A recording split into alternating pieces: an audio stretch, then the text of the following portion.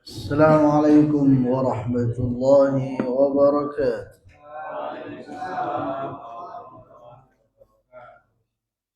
إن الحمد لله نحمده ونستعينه ونستغفره ونعوذ بالله من شرور أنفسنا ومن سيئات أعمالنا.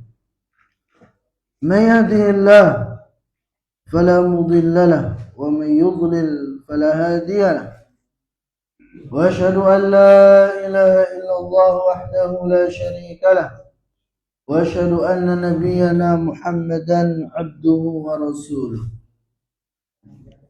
يا أيها الذين آمنوا اتقوا الله حق تقاته ولا تموتن إلا وأنتم مسلمون. رب اشرح لي صدري ويسر لي أمري واحلل عقدة من لساني يفقهوا قولي. اللهم انفعنا بما علمتنا وعلمنا ما ينفعنا وزدنا علما. Para jamaah salat maghrib Masjid Al-Hidayah yang ulun muliakan, puji dan syukur senantiasa kita panjatkan kepada Allah Subhanahu wa ta'ala atas segala limpahan nikmat dan karunia yang telah Allah Subhanahu wa ta'ala berikan kepada kita semua.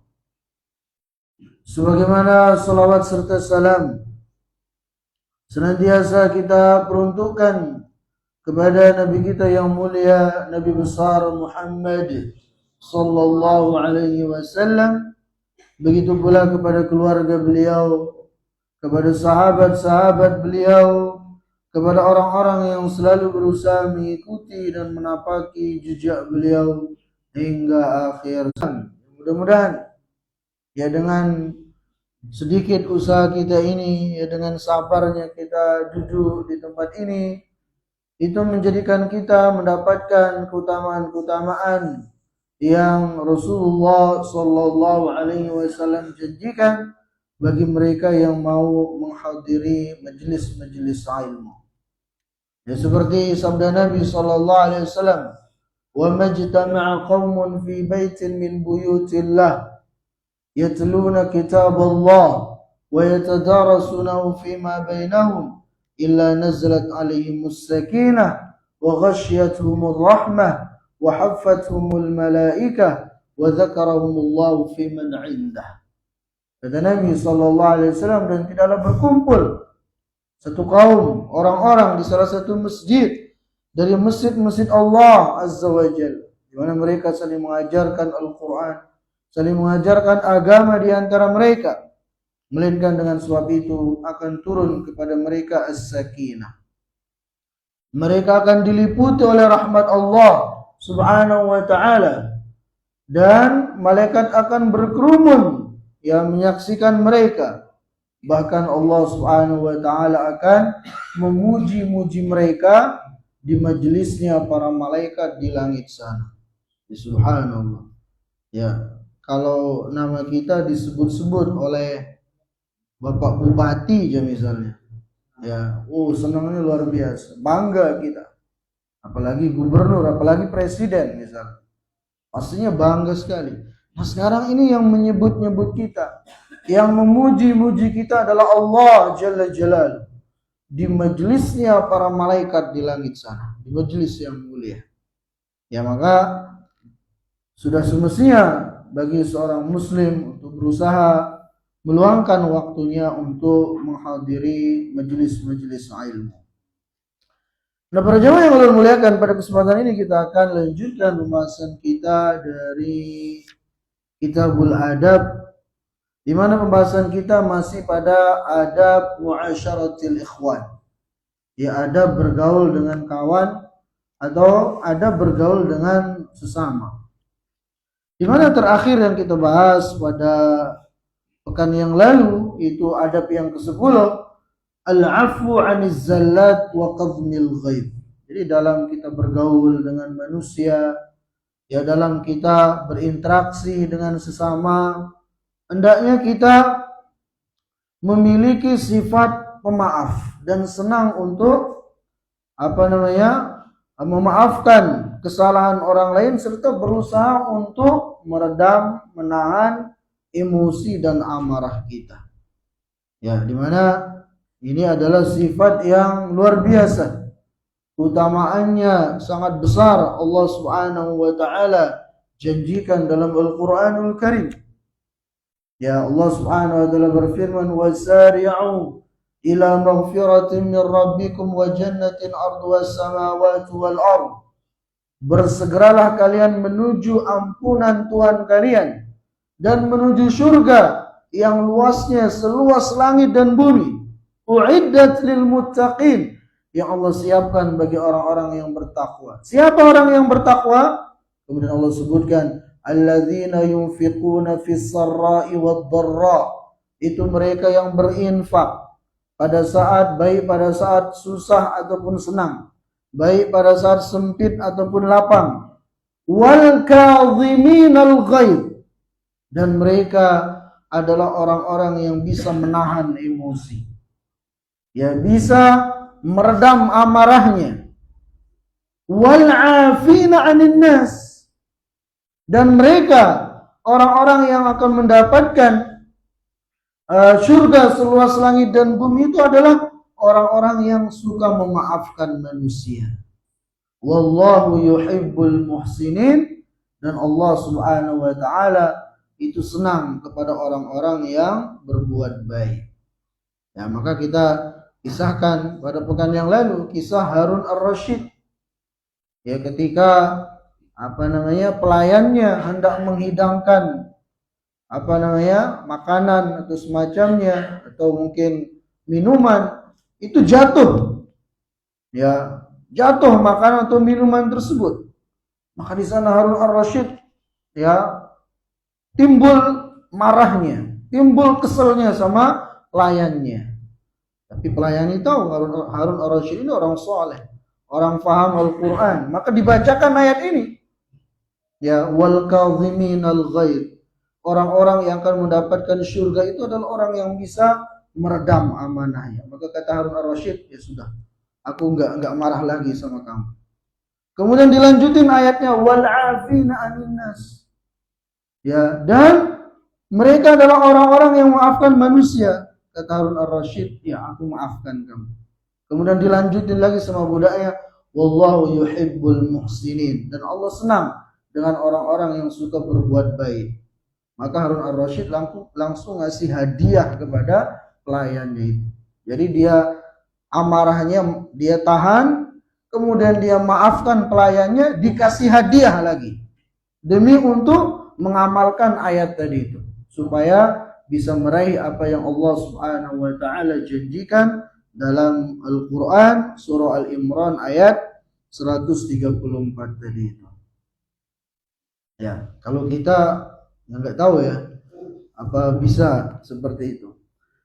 Nah, kemudian para jamaah yang ulun muliakan, keutamaan yang lain juga yang akan dijanjikan bagi orang yang bisa menahan emosinya padahal dia mampu untuk melampiaskannya.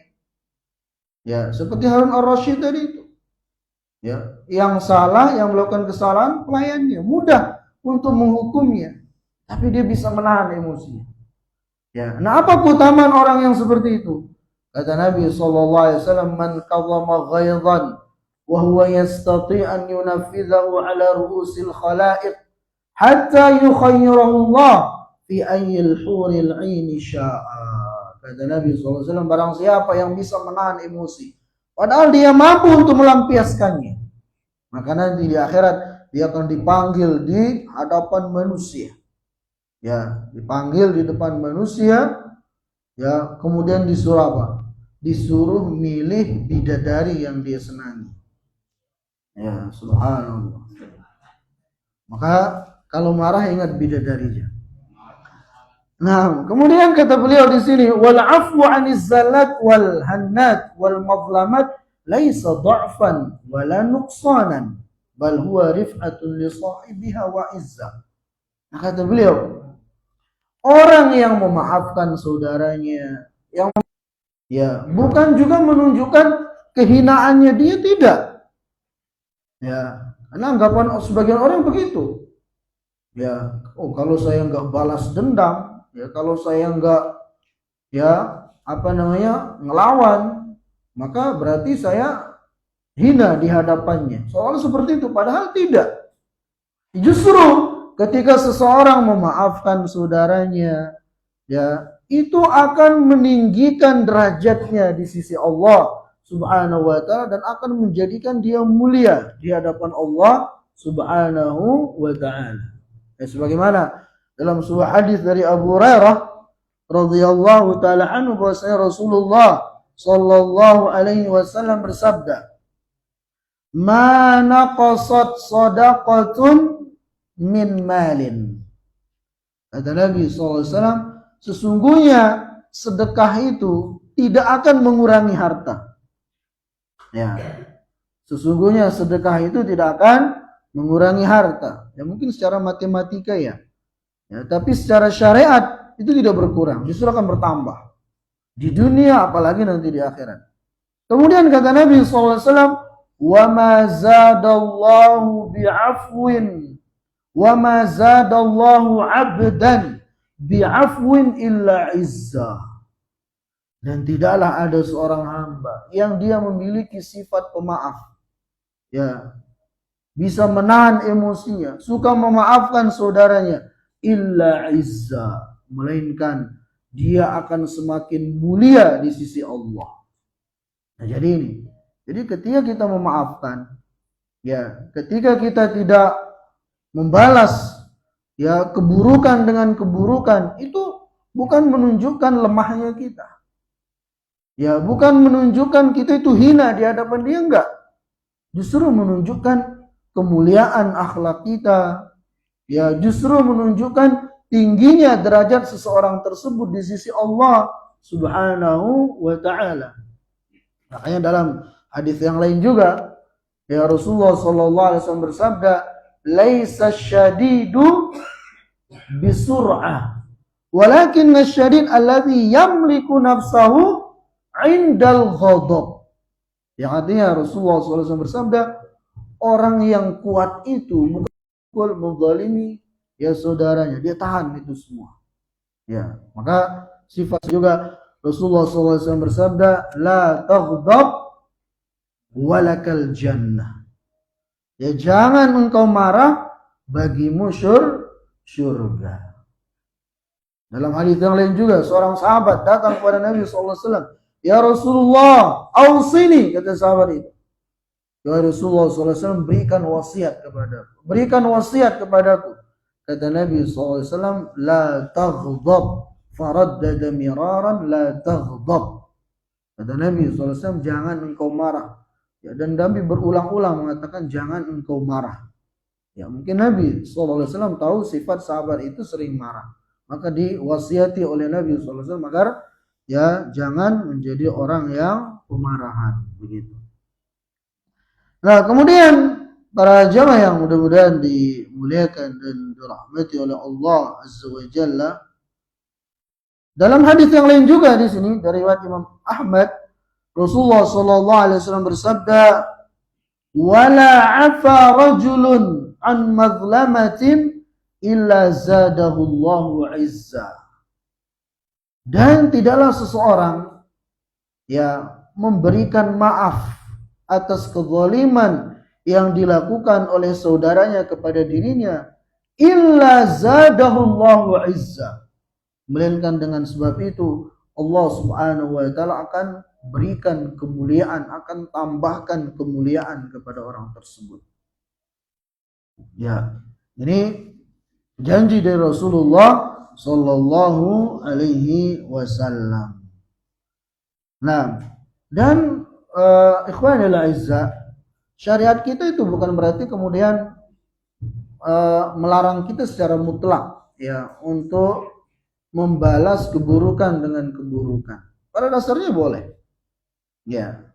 Allah berfirman dalam Al-Qur'an, "Wa jazaa'u sayyi'atin sayyi'atun mithluha." Dan balasan dari keburukan adalah keburukan yang setimpal. Pada dasarnya boleh. Cuman jangan berlebihan. Ya, jangan berlebihan, jangan berlebihan. Tapi Allah berfirman lanjutan dari ayat tadi, "Faman 'afa wa aslaha fa ajruhu 'ala Allah." Namun barang siapa yang memaafkan dan lebih memilih untuk damai, maka dia akan mendapatkan pahala yang besar dari sisi Allah Subhanahu wa taala. Ya. Jadi membalas dengan yang setimpal pada dasarnya boleh. Tapi ketika kita memaafkan itu yang lebih mulia. Dalam ayat yang lain juga Allah berfirman, "Idfa' billati hiya ahsan. Fa idzal ladzi bainaka wa bainahu 'adawatun ka'annahu waliyyun hamim." Idfa' billati. Sehingga kalau engkau melakukan seperti itu, firman Allah Azza wa Jalla, penolong. Mungkin kita pernah merasakan dalam hidup kita. Ada orang berbuat buruk kepada kita, itu justru berbuat baik. Tiba-tiba orang itu menjadi orang yang selalu membela kita. Ini Allah firmankan dalam Al-Quranul Karim. Ya. Nah, jadi ikhwan al-izza, itu dia adab yang ke-10. Dan di sini kata Syekh ada satu faedah, minal afwi qabul udhril musi. Termasuk dari bentuk memaafkan adalah menerima uzur dari orang-orang yang berbuat buruk kepada kita. Ya, berkata Al-Hasan ibn Ali ibn Abi Thalib, berkata Hasan ibn Ali bin Abi Thalib radhiyallahu anhuma, "Lau anna rajulan syatamani fi udhuni hadhihi wa'tadhara fil ukhra laqabiltu udhrahu." Jadi kata cucunya Nabi SAW, Hasan ibn Ali bin Abi Thalib, dia mengatakan, seandainya ada seseorang yang dia mencaci makiku di salah satu telingaku, setelah itu dia minta maaf kepadaku di telingaku yang lainnya, maka aku akan langsung memaafkannya. Ya, ini menunjukkan hati yang bersih, yang senang memaafkan. Jadi dalam satu kesempatan, kata Hasan ibn Ali bin Abi Thalib, ada orang mencaciku, bisa di telinga kanan, setelah itu dia minta uzur di telinga kiriku, aku akan berikan dia uzur, aku akan maafkan dia. Ya, seperti itu para salafun salih, terlebih para sahabat ridwanullahu taala alaihim jami'an. Nah, kemudian kita masuk adab yang ke-11 adalah an-nahyu 'anit tahasud wat tabaghud wal hajr. Itu larangan dari saling hasad, saling iri, saling dengki. Wat tabaghud, ya larangan dari saling membenci. Wal hajr, dan larangan dari saling menghajar, saling memboikot, tidak saling tegur sapa dan semacamnya. Wa fi hadits Anas radhiyallahu anhu 'an Nabi sallallahu alaihi wasallam qala, maka dalam hal ini adalah sebagaimana dalam hadis Anas radhiyallahu taala anhu dari Nabi sallallahu alaihi wasallam, bahwasanya beliau bersabda, la tabaghadu, janganlah kalian saling membenci, wala tahasadu, dan janganlah kalian saling mendengki, wala tadabaru, dan janganlah kalian saling membelakangi, tidak saling tegur sapa. Wa kunu ibadallahi ikhwana, dan jadilah kalian hamba-hamba Allah yang bersaudara. Wala yahillu li muslimin an yahjura akhahu fawqa thalathati ayyamin. Kemudian kata Nabi sallallahu alaihi wasallam, dan tidak halal bagi seorang muslim untuk memboikot, untuk tidak menegur saudaranya lebih dari 3 hari. Hadis ini sahih, diriwayatkan oleh Imam Bukhari dan Muslim. Nah, berkaitan Imam An-Nawawi ya mengomentari hadis ini, kata beliau, wal maknanya adalah alla yatamanna adukum zawala ni'mati akhihi allati saqallahu ilaih fa inna dzalika minadz zulmi. Ya. Jadi tadi kita bacakan hadisnya, larangan Nabi SAW yang pertama adalah wala tabaghadu.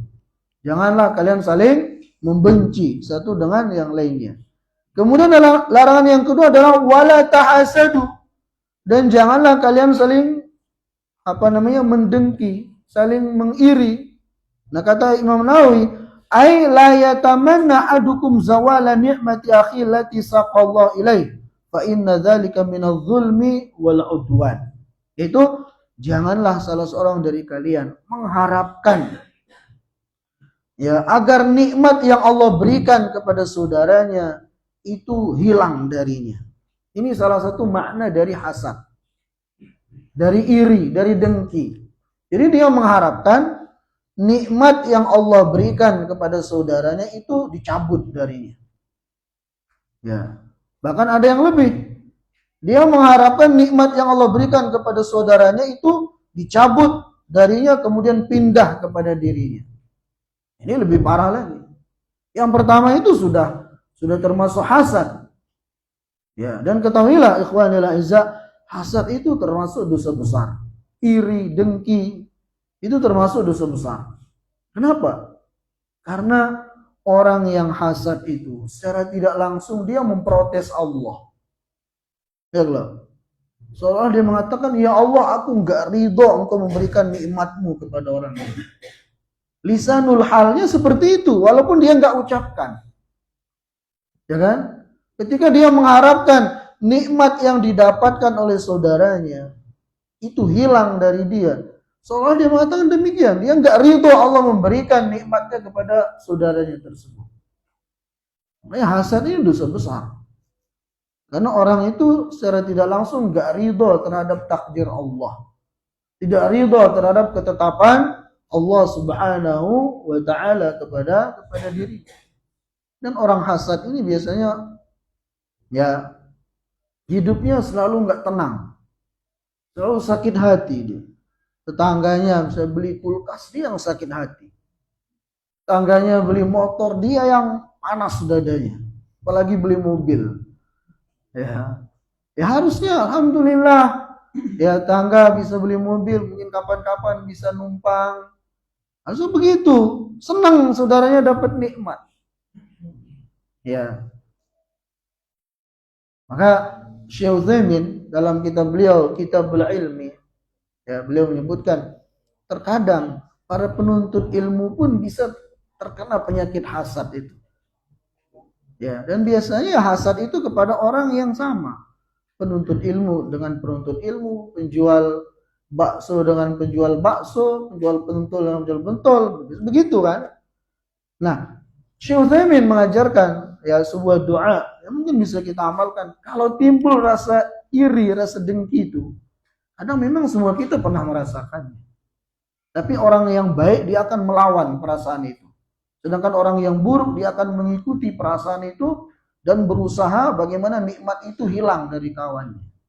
Itu orang buruk. Kalau orang baik, semua orang pasti pernah merasakan. Tapi ketika orang itu tahu itu terlarang, dia akan melawan perasaan itu.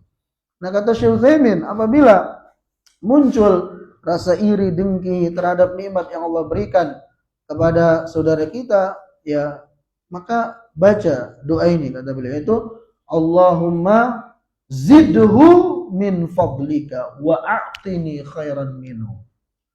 Ya Allah, tambahkanlah nikmatmu kepada saudaraku itu dan berikan kepadaku yang terbaik dari itu.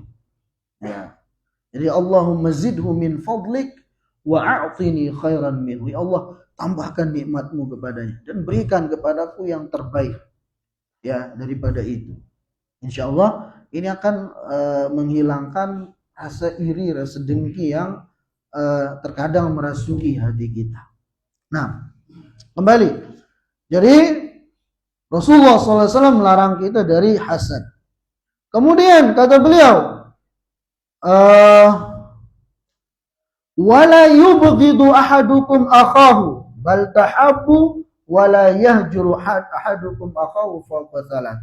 Dan jangan sebagian dari kalian membenci sebagian yang lainnya, akan tetapi jadilah kalian orang-orang yang bersaudara, yang saling mencintai antara yang satu dengan yang lainnya. Wala yahjuru ahadukum akhahu fawqa thalathin. Dan jangan pernah salah seorang dari kalian itu menghajar, memboikot, tidak menegur sapa saudaranya lebih dari 3 kali. Fa innal hujran muharramun bainal muslimin, karena sesungguhnya menghajar, memboikot saudara itu adalah sesuatu yang diharamkan dalam syariat Islam. Kemudian sabda Nabi SAW, wa kunu ibadallahi ikhwana, dan jadilah kalian hamba-hamba Allah yang bersaudara. Maksudnya apa? Ay ta'amalu wa ta'asharu muamalatal ikhwah. Maka jadilah kalian atau bergaullah kalian antara yang satu dengan yang lainnya dengan penuh persaudaraan. Fil mawaddah, itu dengan saling mencintai, warifqi wasyafaqah wal mulatafah, itu dengan saling bersikap lembut, ya, bersikap saling berkasih sayang antara yang satu dengan yang lainnya, wa ta'awun fil khair, dan saling tolong menolong dalam kebaikan, wa nahwi dzalik, dan semacam itu. Ini kata Al-Imam An-Nawawi rahimahullahu taala rahmatan wasi'ah. Nah, kemudian di sini beliau memberikan peringatan. Kata beliau, al-hajru qad yakunu li haqqillah wa wal hajru ala wajhi ta'dib wa qad yakunu li hadzin nafs. Menghajar, memboikot orang lain, tidak tegur sapa dengan orang lain, itu bisa dengan 2 sebab. Bisa karena hak Allah, ya, atau karena urusan duniawi. Kalau memboikot, menghajar karena hak Allah, berkaitan dengan hak Allah, berkaitan dengan agama, maka itu diperbolehkan lebih dari 3 hari. Kalau memang ada manfaatnya. Contohnya apa? Contohnya ketika Nabi SAW dan para sahabat memboikot 3 sahabat pada saat perang apa? Perang Tabuk. Jadi kisahnya Nabi SAW memerintahkan para sahabat untuk berangkat perang. Waktu itu perang Tabuk. Pada saat itu kondisi lagi kemarau, panasnya, subhanallah.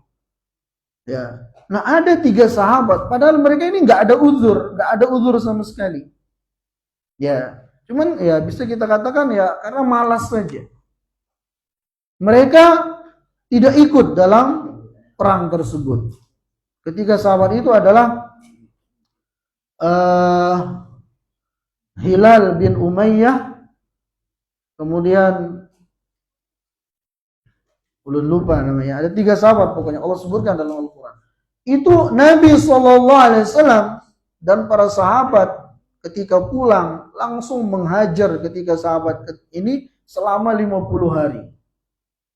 Sampai turun ayat dalam surah At-Taubah memberikan pengampunan kepada mereka. Baru Nabi SAW dan para sahabat ya menegur ketiga sahabat ini. Itu yang Allah firmankan dalam Al-Quran, wa 'ala tsalatsati alladzina hulifu hatta idza dhaqat 'alaihimul ardu bima rahubat, dan seterusnya. Dan atas 3 orang yang diboikot dan seterusnya Allah sebutkan dalam surah Taubah. Ini kaitan dengan hak Allah. Kaitan dengan perkara agama. Ya. Tapi itu pun kalau ada manfaatnya. Ya. Nah, kemudian kalau dalam perkara dunia, maka tidak boleh lebih dari 3 hari. Ya, namanya kita dalam kehidupan di dunia ini kadang muncul rasa marah terkait tadi itu, rasa kesal karena orang mungkin banyak menyakiti kita, menzalimi kita. Maka syariat kita memberikan kesempatan, artinya memperbolehkan bagi kita untuk memboikot orang tersebut, tapi tidak boleh lebih dari 3 hari. Kalaupun langsung dimaafkan itu yang terbaik. Ya, tapi kalaupun mau diboikot itu tidak boleh lebih dari 3 hari. Ya, karena Rasulullah SAW ya itu memberikan ancaman kepada orang-orang yang tidak saling tegur sapa. Ya, dalam sebuah hadis yang sahih, ya Rasulullah SAW bersabda, "Tuftahu abwabul jannati yaumal itsnaini wal khamis." Bahwasanya dibuka pintu-pintu surga itu pada setiap hari Senin dan hari Kamis. Fayughfaru likulli 'abdin la yusyriku billahi syai'a. Lantas akan diampuni bagi setiap hamba yang tidak menyekutukan Allah sedikit pun. Illa rajulan kana bainahu wa baina akhihi syahna. Kecuali seseorang yang antara dia dengan saudaranya itu masih ada kebencian, ada permusuhan, tidak saling tegur sapa dan seterusnya. Fayuqal anziru hadzaini hatta yasqaliha. Maka dikatakan kepada kedua orang itu yang masih saling membenci, yang masih tidak saling tegur sapa itu, jangan kasih mereka ampunan dulu sampai mereka baikan, sampai mereka berdamai, baru berikan pengampunan kepada mereka. Nah ini, ya, jangan sampai kemudian gara-gara kita tidak menegur saudara kita, masih marah terus-terusan kepada saudara kita, tidak memaafkan, kita ya tidak kunjung mendapatkan pengampunan tadi itu. Nah, para jamaah yang mudah-mudahan dimuliakan dan dirahmati oleh Allah Azza wa Jalla, ini yang ulun bisa sampaikan mungkin pada kesempatan ini. Ya mudah-mudahan sedikit ada manfaatnya. Kita tutup dengan doa kafaratul majlis. Subhanakallahumma bihamdika asyhadu an la ilaha illa anta astaghfiruka wa atubu ilaika. Assalamualaikum warahmatullahi wabarakatuh.